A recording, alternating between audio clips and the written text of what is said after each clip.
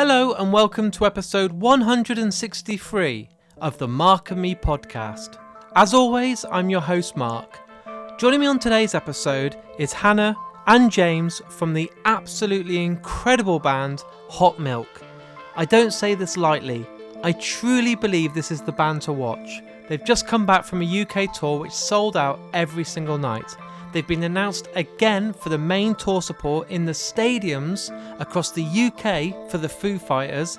And honestly, their EP, I Just Want to Know What Happens When I'm Dead, is blowing my mind. I've had it on constant play for the last couple of weeks and it won't change. It's absolutely phenomenal.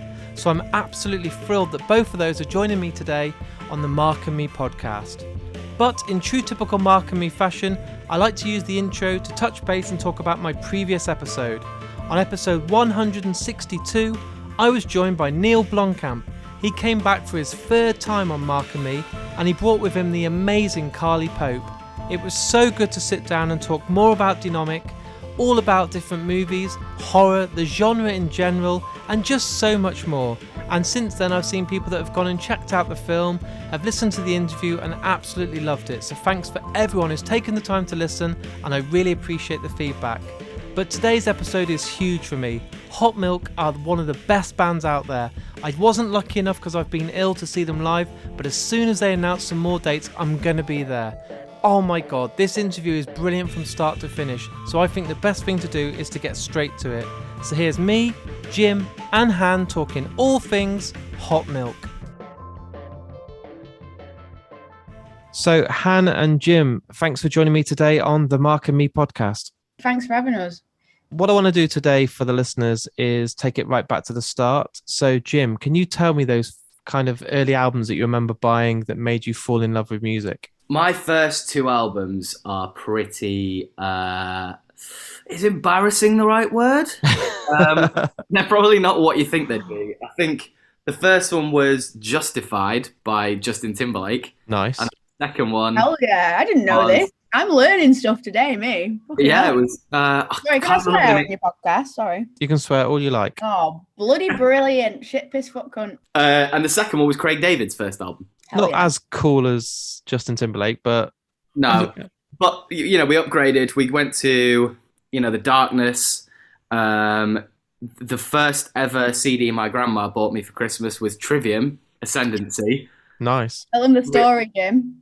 To which she was like, oh, we'll put it on then. And I was like, well, I don't think I'm going to like this. And we put it on and it starts off track one. It's this lovely building piece of like kind of orchestral music. And then it just comes in with rain and it's like, BAM! Straight in your face. And my grandma was like, that's enough.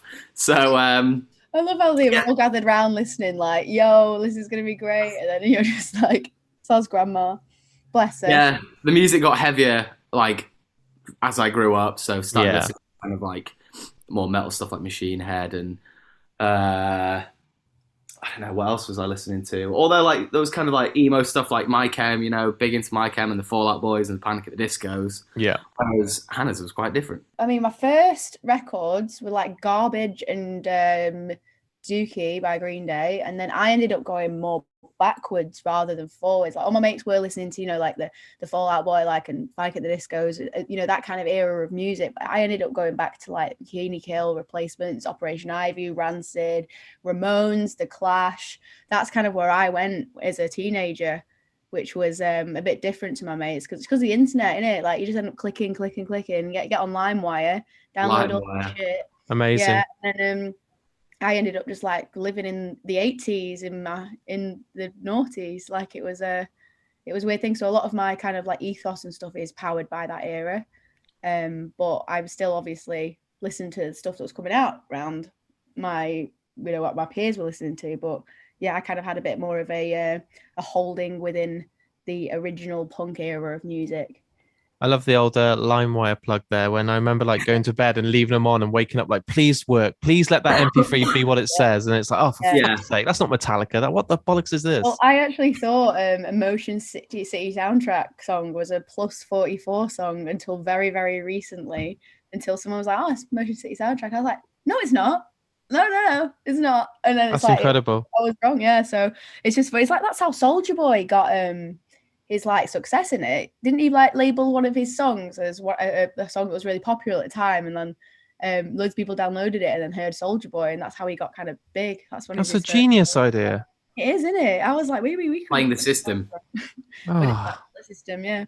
So obviously it all changes when you go and see one of your first bands. I was lucky enough. I think my first gig was Korn, and then I saw Green Day in the same week. So it was pretty awesome to kind of Nice. start. Wild week. Yeah, it's a hell of a week. And Limp Bizkit was supporting Korn, so it was just mental week. It was Oh yeah, amazing. What about you, Jim? Did you remember those first early gigs that you saw where you were like, "Fucking hell, this is what I want to do"? I saw, and it was Ennett Shikari and the Blackout, and Your Code Name Is Milo at Wow. Hull University, and my mum dropped off me and my friend, and it was like the first time I'd ever experienced like any sort of like. So like I watched a bit of like the Leeds Reading kind of catch ups on the iPlayer or whatever TV, but the first time. I don't know if iPlayer existed. But yeah, no, that was the first time of being like proper in the thick of it. I think I was like 13, 14 or something like that. And just being like, fuck this, I'm getting involved, and just running into a mosh pit, covering myself in bruises, just screaming every single word, and then leaving and just being like, I want to do this as a job because this is mental. Yeah. People get paid to do this. Well, do they get paid? Yeah, not very much. They do that. That's what they do for free. It's like, yeah, it's that feeling and that euphoria of like, it's our church. I think that's the thing. I think it's the thing that you attach yourself to as a kid, and that's like, it's a feeling. It's the feeling. It's the addictive feeling of it. That's essentially what it is. It's one of those places where you can leave all your problems at the door. Literally, just go in. Well, that's the point of gig. Like we always say in our gigs, like you're coming here to have a good time. You're not coming here to dwell on anything that's happening in your life. Like it's an escapism, in it. Definitely. Like the cinema and going to gigs for me is the moment you can actually just switch off and forget where you are and be taken somewhere else. And if you can do that through music, then you're doing your job properly. You know what I mean? Yeah, that's the thing. It's an honor to be able to do that for people, because I think that's such an important aspect of having to live in the modern world. Like this is why obviously it's so important to have gigs back. I think really people understood the gap that it left for people's ability to cope, with the strains that modern life has kind of put upon us. So we need gigs to kind of let go. But yeah, like I think that's what became addictive when you first go to them, in it. Like that's the first thing that you kind of latch onto. It's just that I remember just being shaking of adrenaline when I came out my first gig, man. It's just like insane. Who's yours then? Is it as cool as ours, or is it a bit? I mean, there's the real one, and then there's the one I tell people.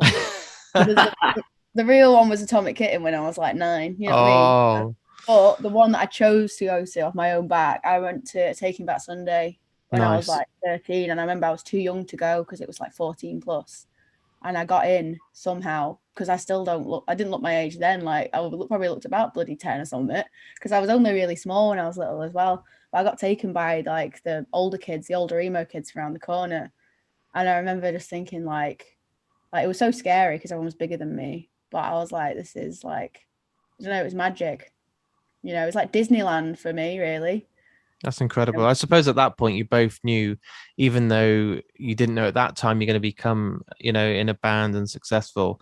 I suppose you just know that there's no other job out there. You couldn't go and work in a shop and know that's your life, or in a 9 to 5 in an office and just accept that that's all you're going to do for the rest of your life. Was it at that point you kind of both like, I just need to fucking do this?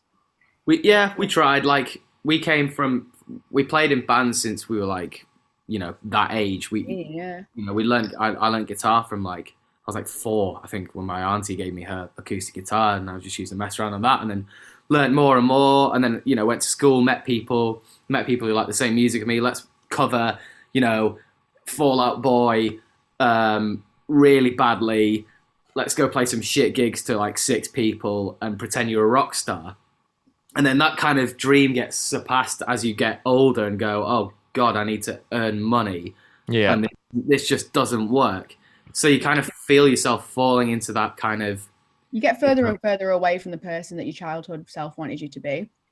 But I think for us, that never really died. And so for some reason, we just quit our jobs and decided to really do the service to our childhood selves, and went, yo, we're going to do this, and we're going to sacrifice everything to do it.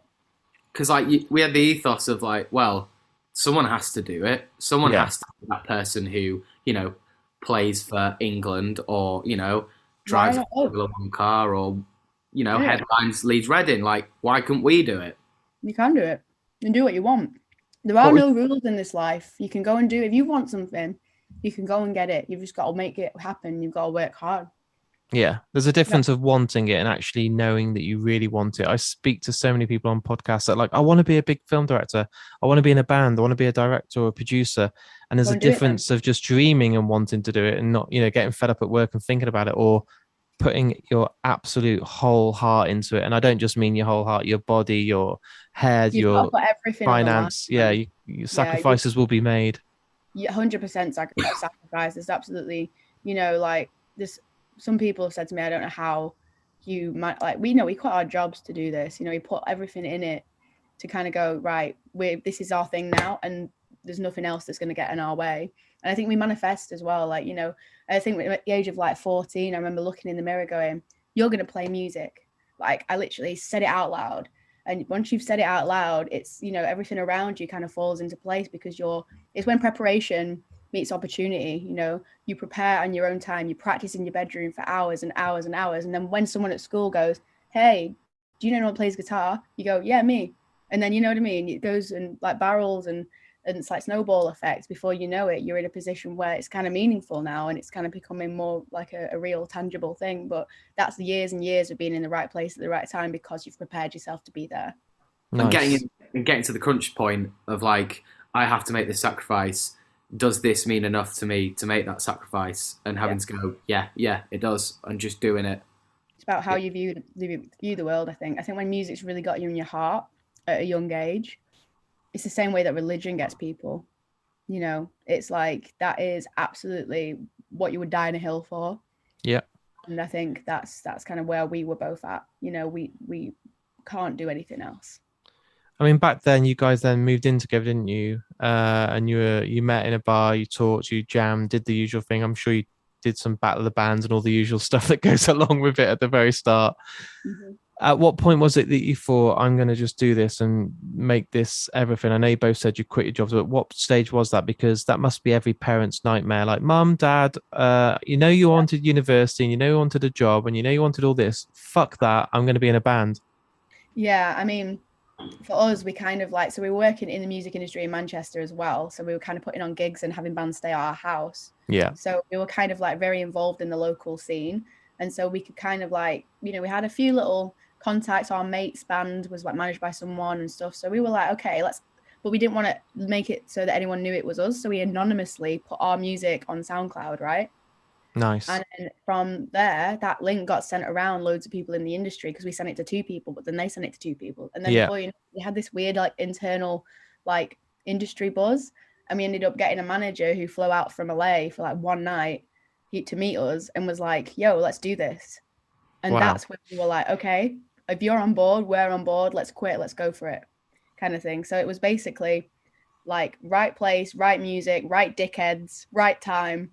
And a lot of luck, and also the internet, man. Like, once you've got, you know, it's like it's a new age way of being in a band, you know, like there's so many artists that are found from just being on the internet these days, you know.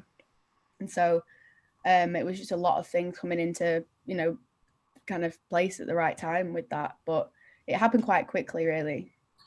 Yeah, it was a lot of like, you know, I wouldn't say like we planned to come back into music by playing it, you know, being an artist. But like, it was the settling for, you know, I did like, I came from production side, so I was doing lighting for bands. Hannah was, you know, putting on gigs, and that was always the B, you know, the runner-up prize.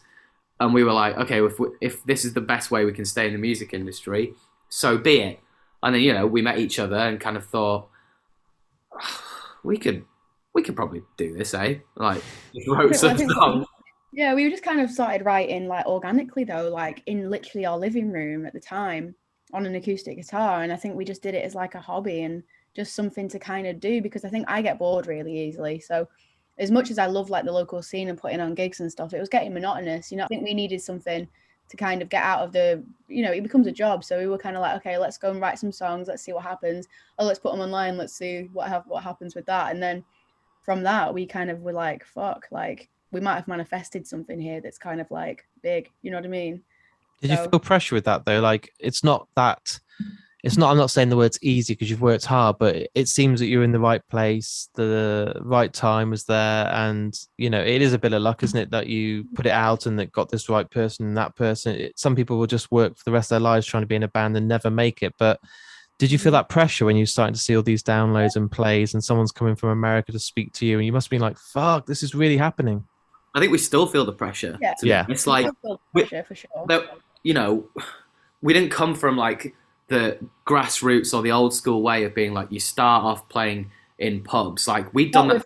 We did that through other bands. Not this band, yeah. So we kind of, we took it from like, it was like okay, grassroots here, go from there, plateau for a bit and then go up. It was kind of like getting your ducks in a row. And I feel like that for us was like a necessary thing to do. Like we had to do it about it this way because we had so much to lose in our careers and, in that kind of respect. So the pressure was 100% on because there was a lot of people looking at us going, including, parents, family, friends being like, you're mental. What are you doing? You have a job, you literally are fine. Like, we're in our early 20s and like you're sorted. Like you've got a job, it's steady. Like, you're working in music like you always wanted. Like, why are you risking it now all to go and be in a band? Like, and I think it's because ultimately that life had got away from us and we ended up, we aimed for, what we wanted really and landed somewhere close to it, but it wasn't enough because I think when it's always in your heart of what you actually want to do,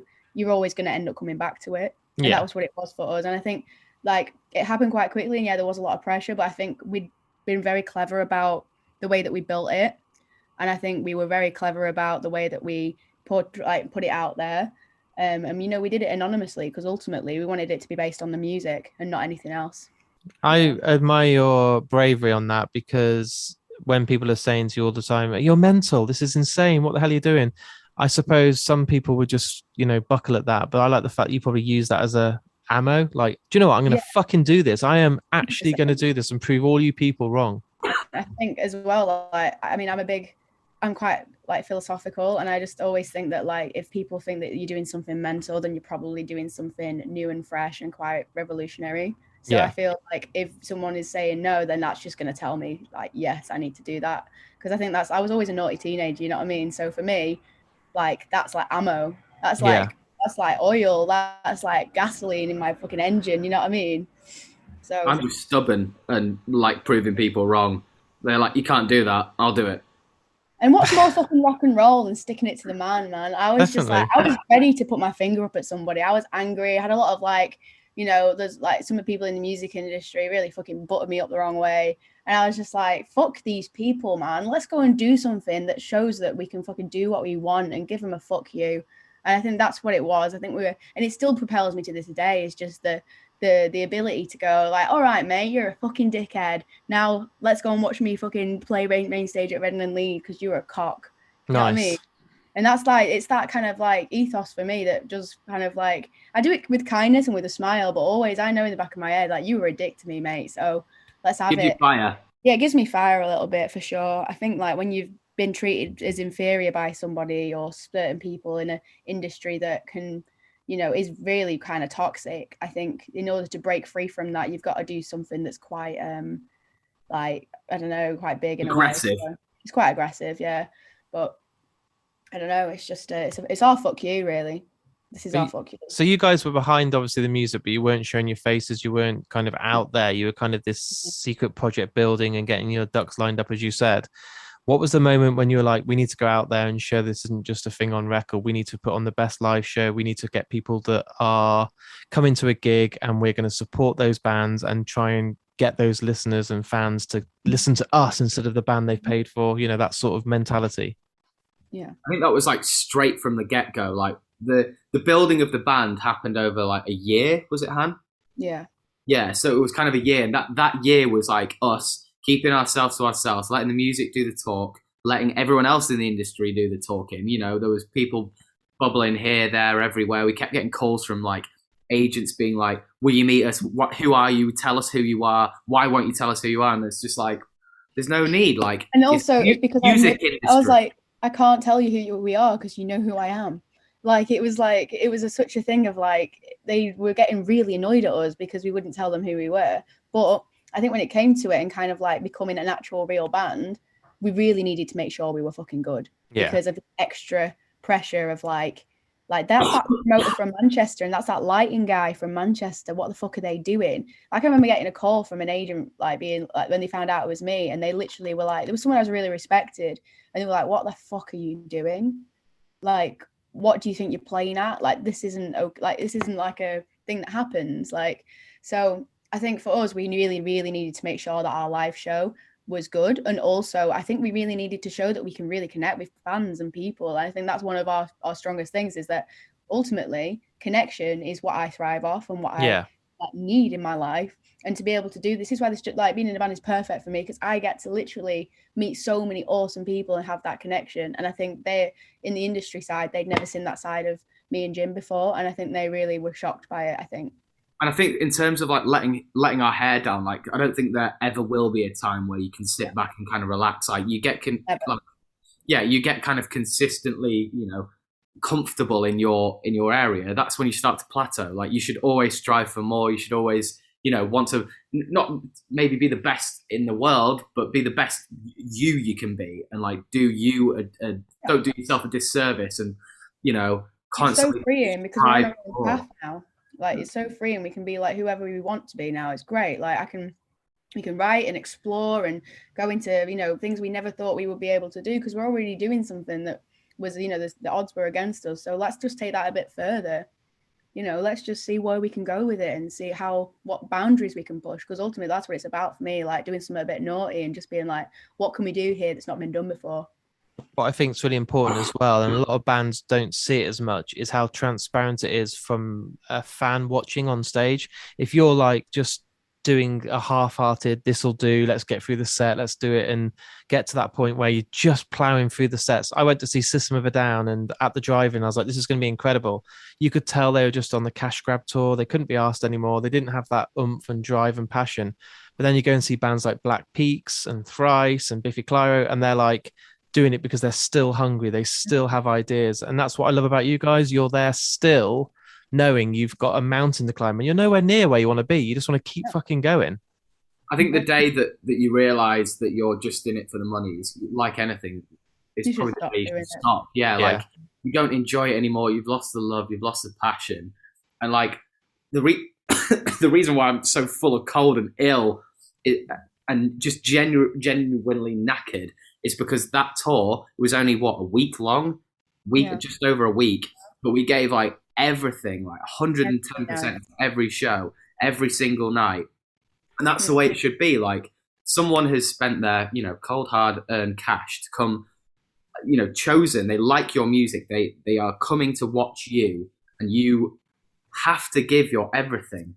You just have to. Yeah, you're a host for that night. That's how I feel. I feel like, we're here in this house, in this fucking room, and we're all here together, and we're going to put on a show, and we'll be like, jump, jump, jump, everybody get involved. Like, that's art. We have to like entertain, and that's ultimately what you are. You're an entertainer, and it's better because if you enjoy it, which we do, like, I really feel at home being in that role.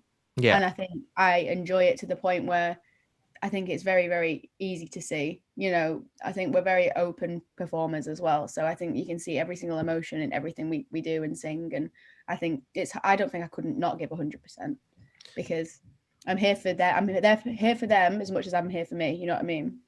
The thing is, Jim, you said it was just over a week, but it looked like, from every photo I saw on Instagram and every video you saw that you shared and stuff, you literally, hand on heart, looked like you were putting everything into it, every little bit. There was no second of just like, oh, let's just play this bit and get through it. You all looked like you were there doing the last gig of your life every single night. That's the way it's got to be. Like, we've done that throughout. It's a weird one. Like, Hannah and I were talking about the fact that we've always been trying to get fans. We've always been the people that were on stage that nobody really knew about. They knew little bits and bobs, the support tours, the festival slots.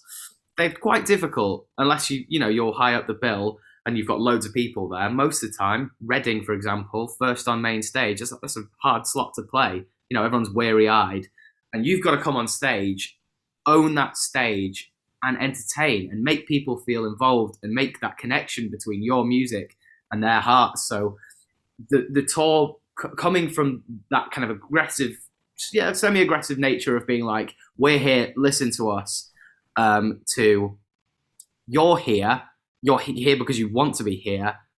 We don't have to win you over because you're already with us. You know, it's a big old family. And Yeah. it was such a nice change of pace to be like, Hannah was like, you don't have to, because I got nervous before the first show. I was like more nervous before Leeds, Reading, before Foo Fighters. That first show of our headliner, I was nervous, and she was like, we've done the hard work. They're all here for us. You can do anything, and they'll love it. And it's true. Like every single person in that room had such a good time, including us. I just think I'm such a better performer when I know that they're there for us as well, because I can just be suddenly like, oh, okay, let's fucking go. You know what I mean? I just think it's so. I'm gonna make me cry. Oh god. So I'm very emotional today because I think when you come off a tour like that, and like you feel the love, and then you're back home in your house with your flat. In the flat with your cat. It's like, you know, it's a weird feeling, but it's just, I'm so grateful to be able to have had those shows with people that actually give a shit, and to be able to have such a good time with everybody. Everyone was having fun. That was such a nice You literally was just about to take the next question out of my head, because I was thinking, what's it like now? You want to come down because it's only a couple of days ago you stopped touring. How do you kind of even adapt to just, I'll have a cup of tea and put the telly on and just sit in my nightie for 10 minutes and just try and... Yeah, literally that's what's happening. I don't know. I think knowing that was the start, and that there's still more to come, I think is that's like, okay, that was just the tip of the iceberg. And I think you've got to have the positivity of like, okay, the world's back on track now. We can start planning the future. And I think you've got to kind of go, cool, that happened. What's next? I think if you kind of dwell on it too much, you'll kind of get all caught up in the down parts of it. But I think you've got to keep looking forward and take the good bits of it. Yeah, and it was success, great, awesome. But I think for me specifically, I am very up and down with my moods anyway. Like I will, you know, wallow a lot. So I think that's going to be specifically hard for me coming off something like that, because I felt myself for the first time in a long time. And it's now basically chasing the high, isn't it? It's wanting to keep the high. It's like calm down. So we'll see what happens. We'll get high again soon. The frustration of being like a new band, and not having, you know, your album cycles where you're like, you know what you're doing for the next 2 years, whereas we're kind of like, we're going to do another EP. We're still quite on the fly with it, aren't we? We're still still super in control of everything we do. So I think it's on me and James to kind of decide like what we want to do next. So we're constantly looking for that next thing to do, which is, you know, quite difficult because you know, people are still semi, you know, conscious about going out and doing things. It's kind of not, you know, the world's not fully reopened. It's not back to normal, but whatever normal is. You know, we can't travel internationally. Like a lot of bands obviously will finish the UK and go to America or whatever. Like we've not had that privilege yet because the world's been, you know, stuck for a while. So, I mean, you know, I think all we've got to do now is just throw ourselves back into writing the next one and come off the back of that and think, okay, what worked well at live? I think we're going to write a lot more for live now, because I think there's moments that I think we can make that live show better. Like, so I think you write, you know, songs that can kind of complement that. Yeah. And I mean, that's the crazy thing. While this tour was going on, obviously the EP came out. So I suppose you were focusing so much on each night, playing, putting on a performance, getting to the next venue, sound check and all this. You probably completely forgot that you had this EP coming out and that your music was available for everyone suddenly. Yeah, it was weird that actually, Jim. I mean, I completely forgot to post a bunch of stuff on socials that I was supposed to post about it. I was like, hang on, it's out today. Fuck. Like, you know, you're in sound check and you're running around because your bloody battery packs, you're in batteries and you're like, oh shit, the EP's out, fuck. And then I think what shocked me, that reminded me that it was out, was that people knew the words to the songs that weren't the singles on the first day. And we were like, hey, what's happening here? I think who's been on LimeWire? Who's got our songs already? Who's been on LimeWire? What's happening? I think for me, it's one of those where we've been trying to it's been in our hands now for too long, like a year, 2 years. and we were just so ready for it to come out. Like it was a weird build up because we were so focused on Leeds Reading and the tour and stuff like that. It kind of almost like There you go. surpassed it. Yeah. Yeah, it was kind of like out it goes. It's been sat on your computer, like you've been working on it, producing it for the last bloody 6 months. So Yeah. I think the songs we've listened to them thousands and thousands of times. So I think it was kind of nice just for it to be gone at this point. He kind of like, producing it yourself in a bedroom and recording it yourself, it's never finished, is it? So I think it wasn't good that it needed to leave. It needed to be gone and to be someone else's rather than ours. I guess it was kind of nice to have another body of music because, like, our first EP, like "Are You Feeling Alive," came out so long ago, and between that, there's just been kind of singles. So you put that out, and then it's like that'll sit for a week, and then it'll be like, okay, now the next thing, and then it'll be another single. So it's like now we've got a kind of thicker body of music that's out now that people can really get into and rediscover or discover who we are right now, what Hot Milk is right now.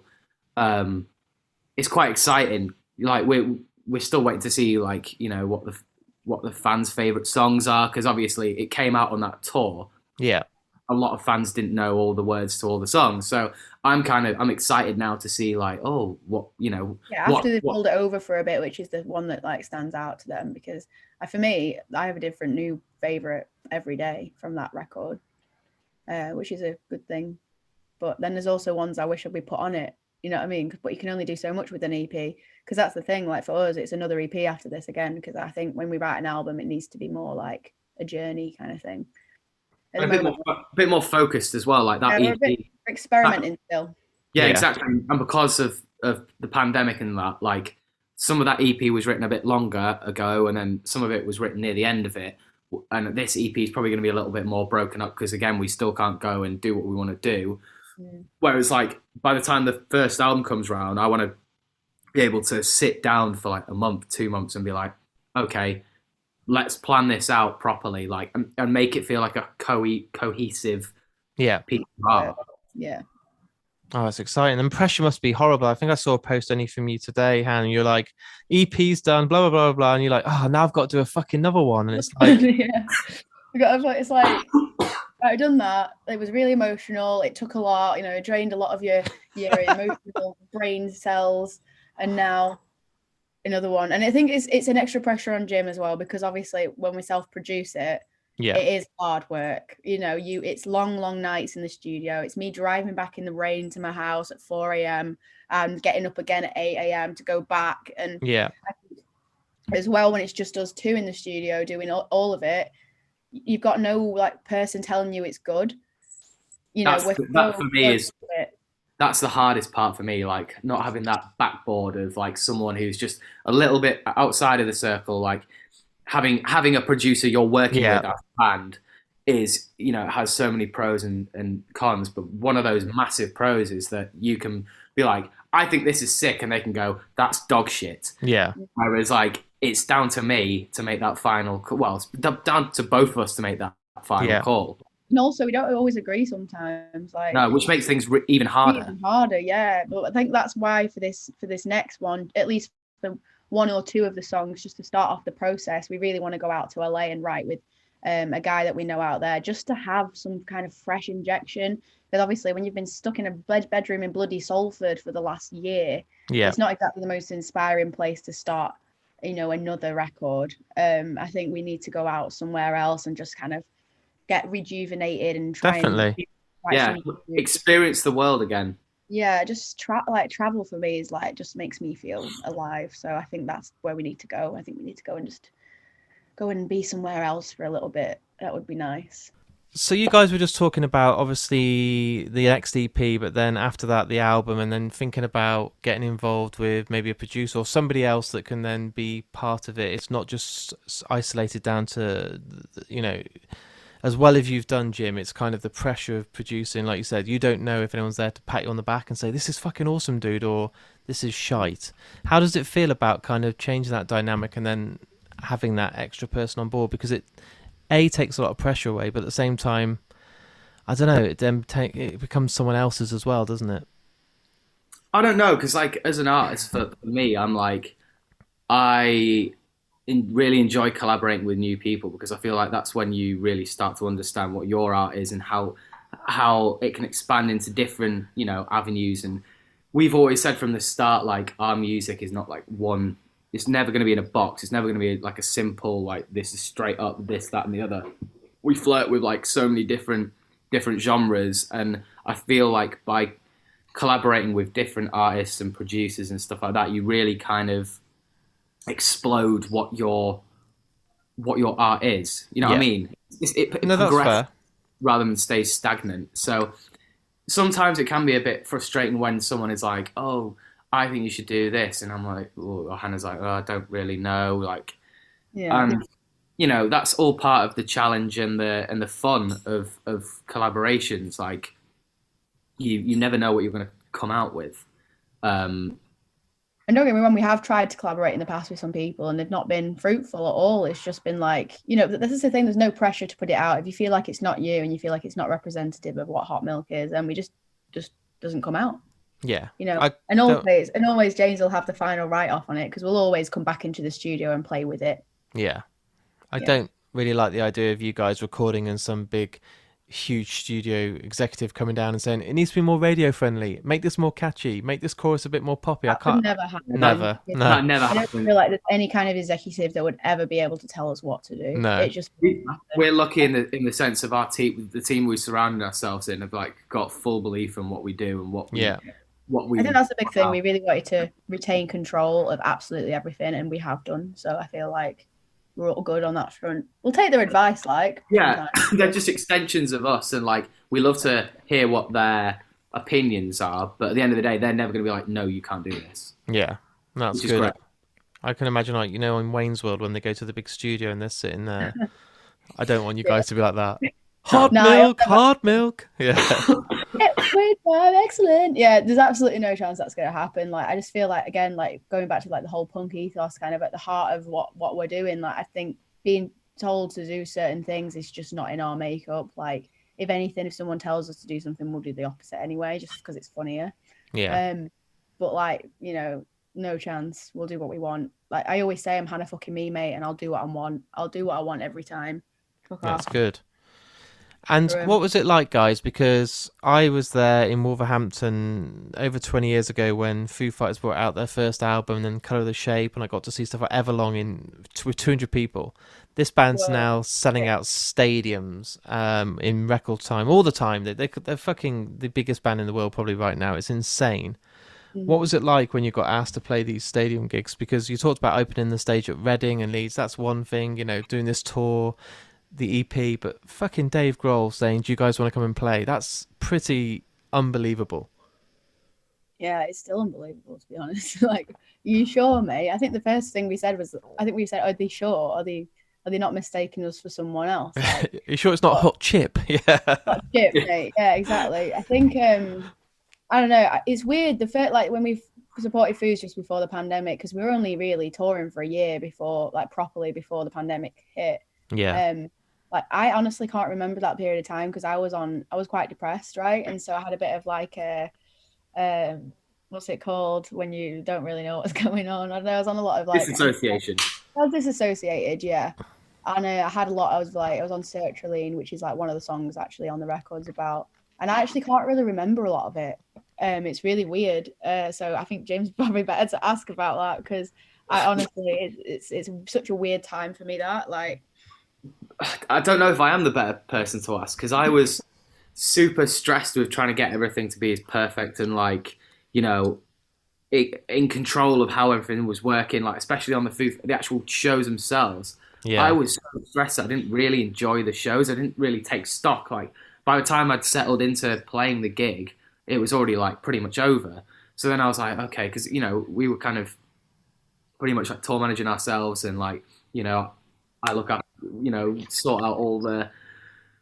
I suppose we MD ourselves as well live, and it was just one of those things where I'd taken on way too much, and it was too big of a gig, and I was just like, oh my god, I can't get into the, playing a gig. It wasn't Jim the rock star, you know what I mean? He was he was the one plugging in all the bits and making sure that stuff worked. And we had a guitar tech with us, but also, like a lot of the stuff is on Jim because Jim built our rig, right? Yeah. So he built everything that how we play live. James really knows the blueprint of it. And so he was super stressed out. The guitars weren't working. It was Jim that had to fix it. Like when we played Reading Festival the first time, we had to stop a song halfway through, and Jim had to run off and go and fix something. Like that's the thing. Like, we're still we're so super self-sufficient to a fault almost, because ultimately it begins and ends with us because we are so self-serving. Like we don't have someone to turn to go, hey, you need to fix this, because we're the only ones that know how to fix it. So those shows. Those shows are just like any other gig, really. When it gets to the day, you forget that you're playing with the Foo Fighters because your fucking guitars aren't working. Yeah. You know what I mean? It's just like any other show at that point. But when you get back and you realize, hang on a second, we did that. Like, obviously, that's a feeling that you can't really replace. But on the actual day of the shows, when something's not working and it's on you to fix, it's just like any other show. But like what the pandemic kind of taught me was that I'm not going to get these chances ever again. Like I need to enjoy what I'm doing, and like I do enjoy it, but it's stressful. But I was like, you need to let go a little bit and just live in the moment more. And I think we've been offered these Foo Fighters again, which is incredible. Like that they're still supporting what we're doing. So like I really want to enjoy these shows. Yeah.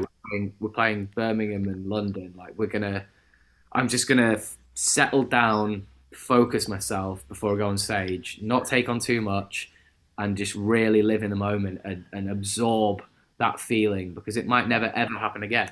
I think now, because we're a bigger band, we can have extra hands to help us, because it was too big a gig for a band like us at that point. It was a great opportunity and you can't say no to it, but then obviously you wonder, how the fuck did we pull that off and not completely fuck it up, considering we were tour managing ourselves, and we were just so like we were out of our depths in some ways, but not in others. You know what I mean? We're still a baby band. Like the set we were playing, like looking back, we'd completely shit compared to the one we played.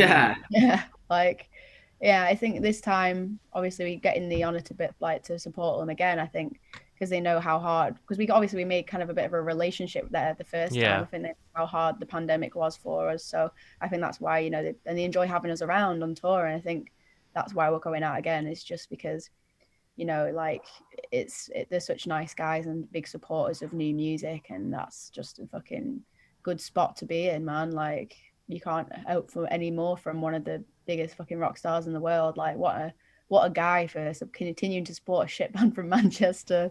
You know what I mean?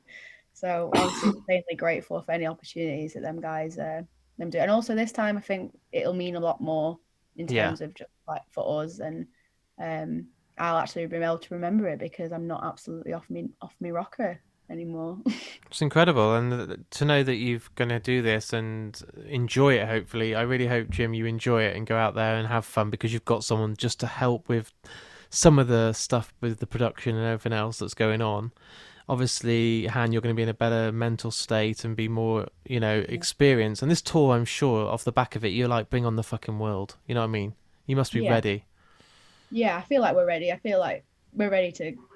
I really want to go to the fucking States and just rip them a new one, man. Like, that's the biggest thing I want to do. I want to show them what Manchester's about. You know what I mean? I want to go over there and be like, hot milk from Manchester, take this. You know what I mean? I think we're just ready for anything now. I think we're tight enough. The set's great. The new songs are fucking sick. Like, let's go. Let's fucking have it. And so this time and next year, a hot milk, man, it's coming.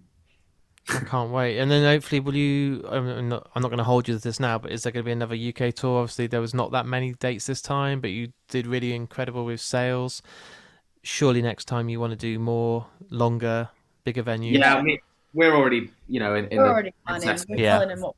Yeah, I think maybe do some little B markets, some towns we didn't hit, maybe before festival season next year, and then maybe some bigger shows towards the end of the year in the main cities, and then some supports in and around that. Like it's our favorite thing to do, play shows. We love it.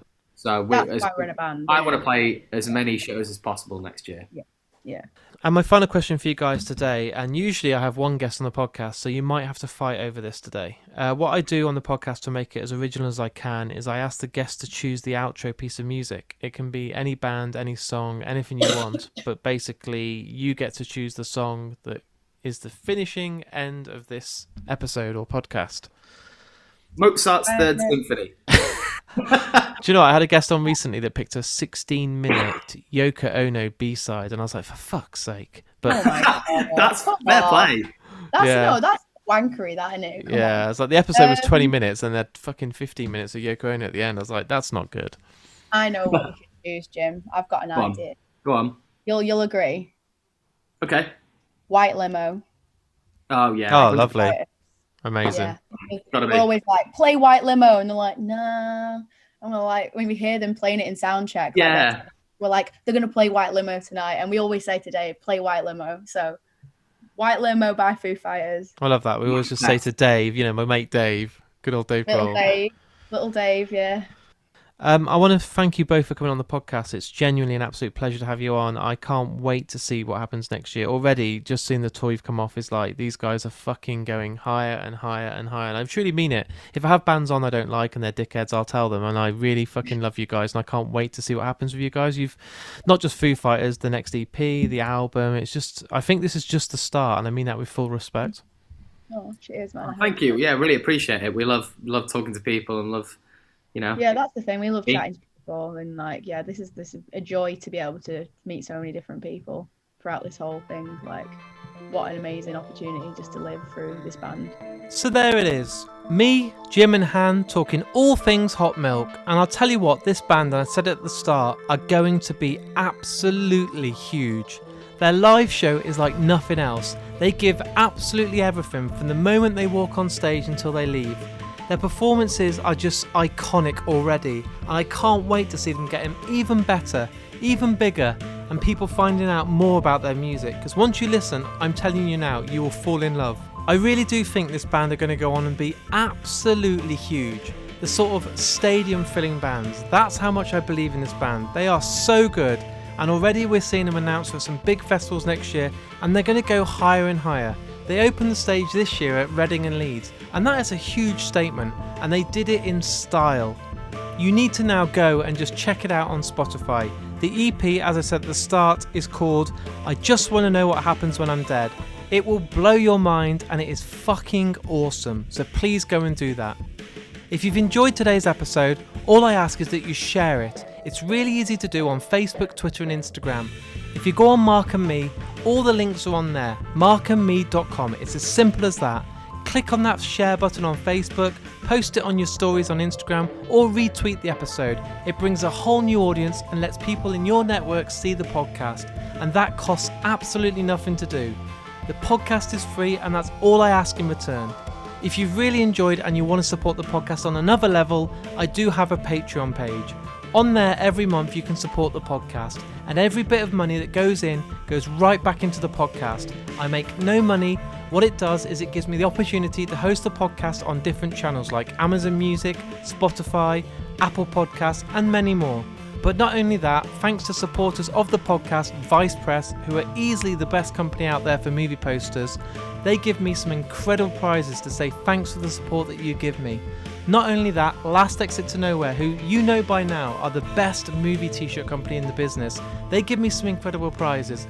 But not only that, I'm getting new companies all the time, I'm getting random Blu-rays, I'm getting random merch, and as much as I can to say thanks. You can go on there and literally support me as little as £1 a month. And at the moment, you're guaranteed 2 episodes every single week for that. I am going to be offering some new benefits in the near future, so go on there. It makes a massive difference and really, really helps the podcast. So please, if you've loved today's episode, go on there and show me your support. I'll be back in only a few days' time with another brand new episode. It's a huge one. This week is going to be huge. We have Hot Milk today, a huge episode in the middle of the week, and I'm going to end it next weekend with an even bigger guest. It's an insane week for Mark and me. But as always, it's not slowing down anytime soon. Honestly, the interviews that are happening in the background are getting bigger and better, and I can't wait to share them. But I'm not going to ruin it. I'm going to let you all keep on guessing through the social media channels at the hints I give out. But until the next episode, look after yourself, listen to Hot Milk, stay cool, and I'll see you all soon.